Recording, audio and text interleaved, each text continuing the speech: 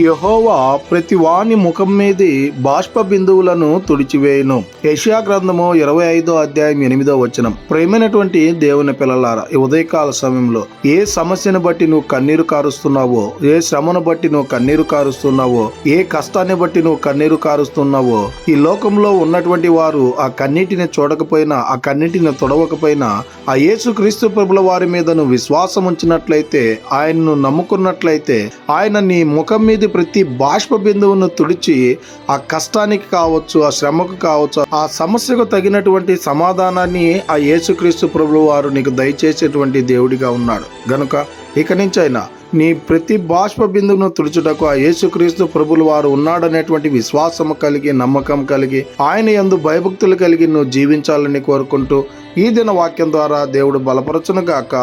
ఆమేన్.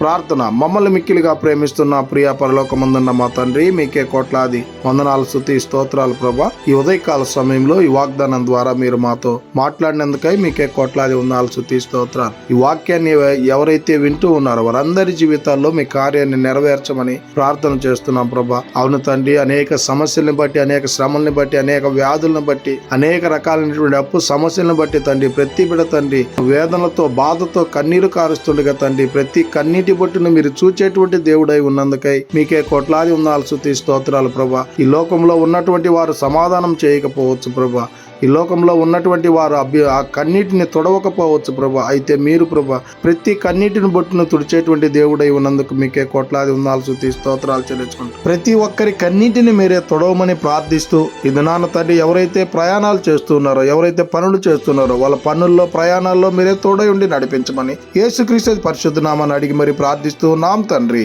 ఆమేన్.